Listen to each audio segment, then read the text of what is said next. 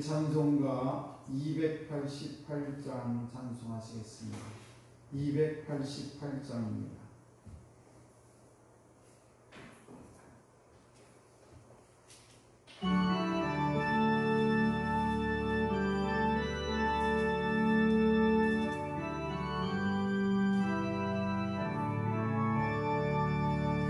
예수를 나의 구주 삼고 성령과 피로 소모든다니 이 세상에서 내 영혼이 하늘의 영광 누리라.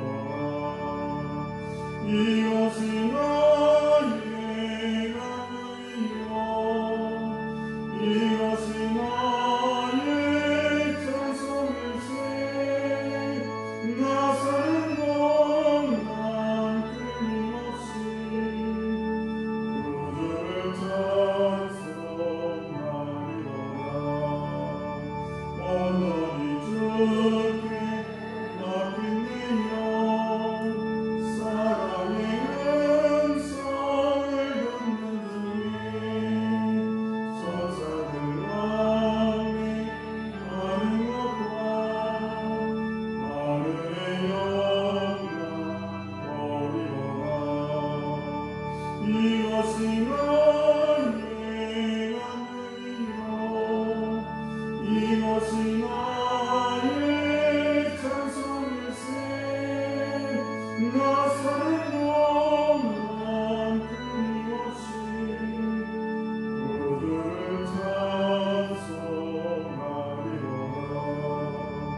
주 안에 기쁨 누림으로 마음의 풍랑이 잠잠하니 세상과 나는 강론 없고 구속한 주만 보이로다. 이것이 나의 만능이요 이것이 나의 찬송일세. 나 사는 동안 끊임없이 구주를 찬송하리로다.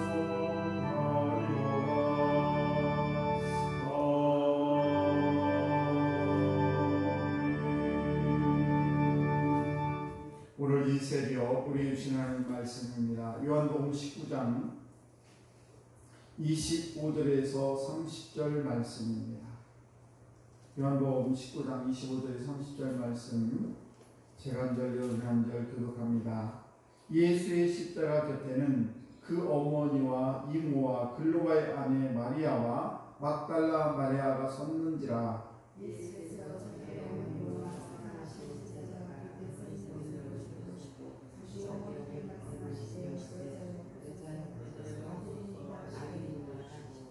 또 그 제자에게 이르시되 보라 내 어머니라 하신대 그때부터 그 제자가 자기 집에 모시니라.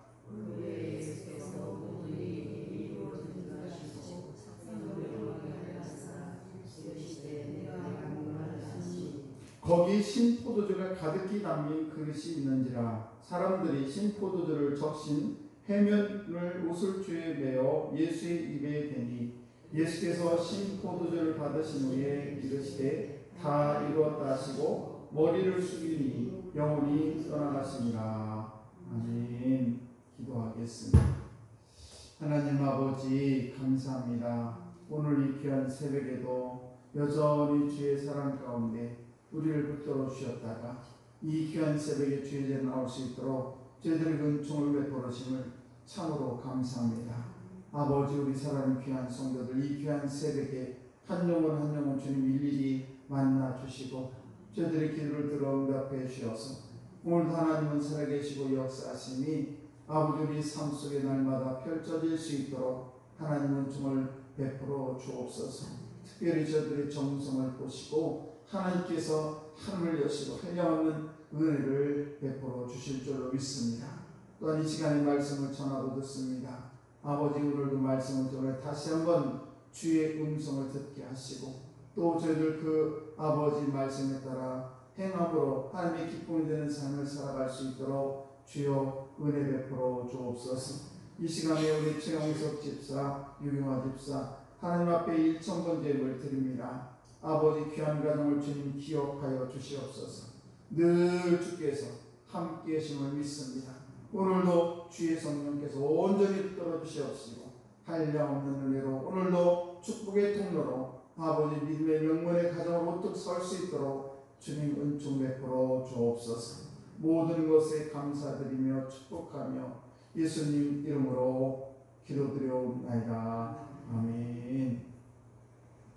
네, 귀하고 복된 새벽입니다. 오늘도 이 귀한 새벽에 나오신 우리 성도들 하나님의 크신 은총이 여러분에게 함께 하시길 주의 마음대로 축복합니다.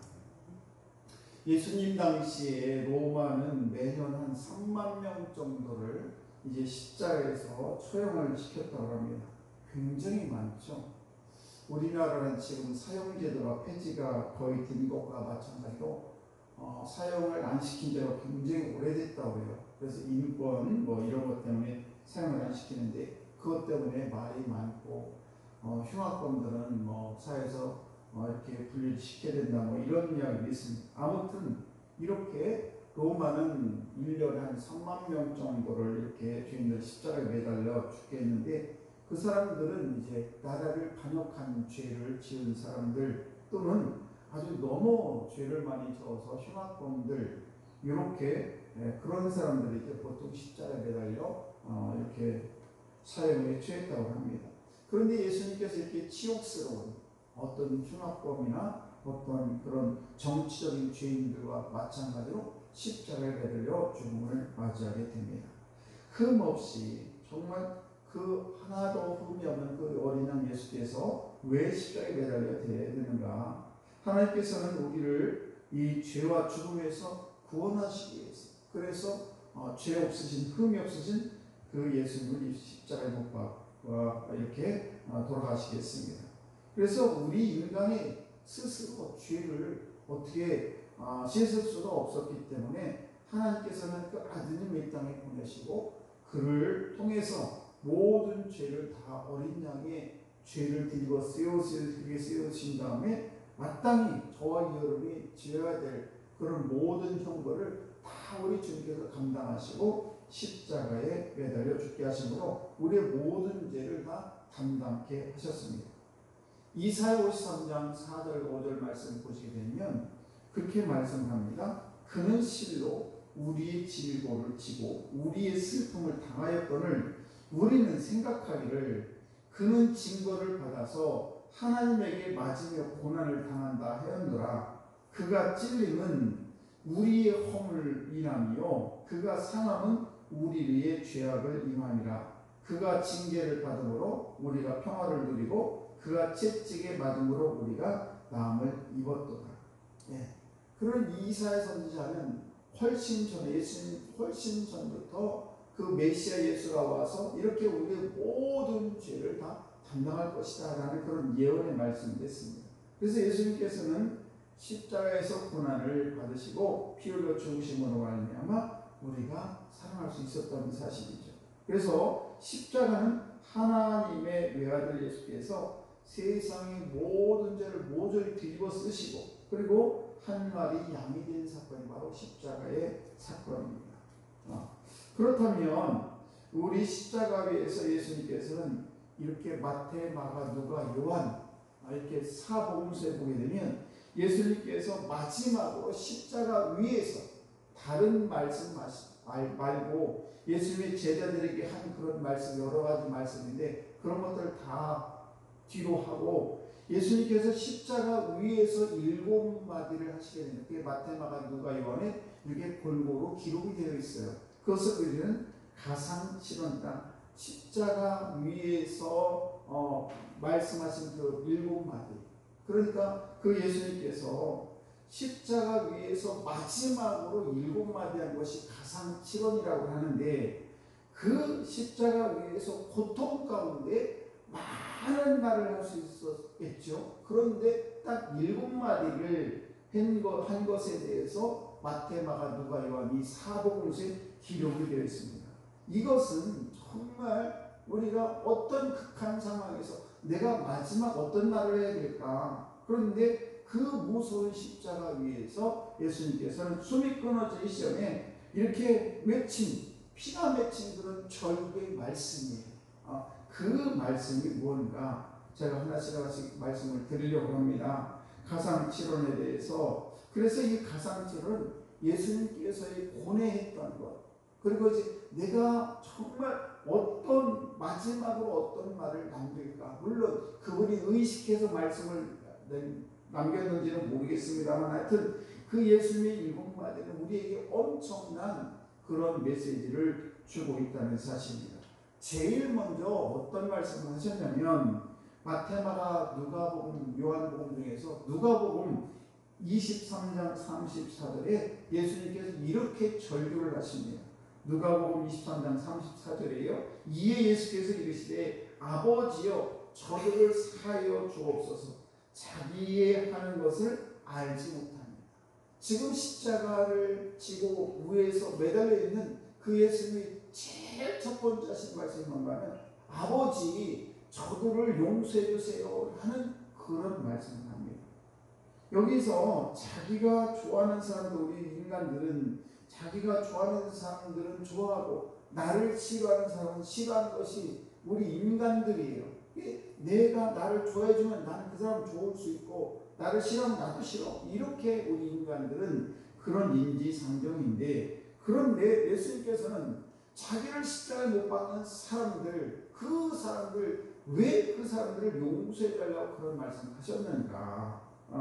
그런데 이 말씀을 듣고 하나님 아버지여 저들의 죄를 용서해 주옵소서 하는 이 말을 듣고 어떤 일이 벌어졌느냐. 양옆에 강도가 있었습니다. 그런데 한 강도가 그 말을 듣고 깜짝 놀랐습니다. 왜 놀랐느냐. 아니 저분은 죄도 없으신 저분이 지금 십자가에 못 박혀 죽으시는데 어떻게 저렇게 말을 할 수가 있는가. 그러면서 그 옆에 있는 한 강도가 나도 당신의 나라에 임할 수 있도록 나도 좀 보내달라고 그런 말을 합니다. 그래서 자기를 죽여달라는 사람들에 대해서 하나님 용서해달라는 그런 기도를 드리고, 그래서 저분이 정말 하나님 아들이라는 것을 깨닫게 된 이 강도는, 흉악한 이 강도는 이 마음을 바꾸게 되고, 그리고 나중에는 이렇게 하나님의 축복 가운데 하나님의 은혜 가운데 그 영혼이 용서를 받고 구원받는 그런 일이 벌어지게 되었다는 사실입니다. 여러분, 이제 우리는 자기를 죽이려 하는 그런 용서해달라는 부르짖는 주님의 기도, 여기에는 여러 가지 뜻이 있습니다. 그것은 뭔가 하면 우리가 용서라는 것이 도대체 무언가라는 것입니다. 누가복음 23장을 보게 되면 용서의 대상이 크게 세 부류가 있어요. 한 부류는 어떤 부류냐? 바로 유대 지도자들이죠. 자기를 십자가에 못 박으려는 그 유대 지도자들, 자기를 핍박하고 십자가에 매달라고 막 소리를 쳤던 그런 유대 지도자들. 또 한 명은 로마 군인들이죠. 자기를 십자가에 매달고 나를 채찍하는 그 로마 군인들. 또 한 사람이 있는데 그건 뭔가 하면 그래도 십자가에 매달려 지금 자기 죽음인데 옆에 있는 한 강도는 자기 죄를 회개하고 나도 하나님 나라에 임하게 해달라고 그렇게 해서 구원을 받은 강도가 있는가 하면, 또 한 강도는 끝까지 예수를 비아냥거리고 침을 이랬던 한 강도가 있습니다. 그래서 이 세 부류, 예수님을 십자가에 못 박으라고 했던 그런 유대 지도자들, 또 로마 군인들, 그리고 끝까지 자기를 조롱하는 저 옆에 있는 저 강도, 이 한 사람, 이 사람들이 이 세 그룹으로 크게 우리가 예수님께서 용서를 한다는 요 세 그룹을 부를 수가 있는데, 그렇다면 하나님의 아들 예수님께서 용서해달라고 하나님께 부탁하실 때 그 용서라는 뜻은 도대체 어떤 것인가? 그것은 마태복음 5장 23절 24절 말씀을 보게 되면 이렇게 기록을 하고 있어요. 마태복음 5장 23절 24절 말씀을 보게 되면 그러므로 예물을 제단에 드리다가 거기서 내 형제에게 원망들을 말한 일이 있는 줄 생각나거든 예물을 제단 앞에 두고 먼저 가서 형제와 화목하고 그 후에 와서 예물을 드리라. 무슨 말씀입니까? 예배라는 게 뭐냐? 용서라는 게 뭐냐? 예배를 드리다가 형제가 혹시 원망 들을 만한 일 내가 했거든 화해부터 하고 와서 예배를 드리고 제물을 드리라는 것입니다. 이게 먼저 화해한 다음에 드리는 예배를 우리 주님께서는 받으신다, 그런 말씀입니다. 그러므로 성서적인 그런 용서의 개념은 이렇게 누구와 틀어진 관계를 화해시키는 것, 이것을 우리는 용서라고 할 수가 있습니다. 그런데 우리 성서적인 용서는 뭐냐? 그것을 훨씬 뛰어넘습니다. 그냥 어떤 화해에서 끝나는 것이 아니라 우리가 나에게 고통을 주어서 내 고통을 잃어버려, 이런 뜻도 훨씬 넘어서 내 숨을 떨어, 나 용서 받았어, 그래 내가 용서할게, 이렇게 내 숨 떨으라는 그런 뜻을 훨씬 넘어서 그것은 뭔가 하면 보복하는 일을 멈추라는 것입니다. 너 그래 알았어, 그래 내가 참기를 참는데 그런데 참, 이런 정도가 아니라 완전히 이 자체, 그 사람들이 나에게 그렇게 핍박하고 나를 힘들게 하는 이 사람들을 죽여버리고 싶다라는 생각이 들지만 이런 것들을 아예 보복하는 것, 이런 것 자체를 버리는 것, 이것을 용서라고 합니다. 그래서 용서는 히라보로 지우다, 제거하다, 완전히 맺힌 것을 풀다, 이런 뜻을 가지고 있습니다. 아무튼 저와 여러분들이 삶을 살아가면서 정말 우리가 용서 못할 일들이 얼마나 많습니까? 그런데 우리 주님께서는 가장 먼저 저와 여러분에게 십자가 위에서 우리에게 하신 말씀은 뭔가 하면 용서라는 것입니다. 이러면 우리 주님께서 용서하는 이 말을 하셨는데, 그러면 나만 그 사람만 좀 아니에요. 내가 용서하면 내가 편안하게 잠을 잘 수 있고 내 인생이 기쁨이 넘치게 된다는 사실이에요. 이것을 우리 주님께서 우리에게 말씀하고 있다는 사실입니다. 오늘도 저와 여러분들이 십자가에서 가장 먼저 하신 용서라는 말을 꼭 기억하시고, 오늘도 누구를 만나든 어떤 삶을 살아가시든 여러분 혹시 원망하고 싶은 그런 사람이 있다면 오늘도 용서하는 여러분과 제가 되시기를 주의 이름으로 축복합니다. 기도하겠습니다.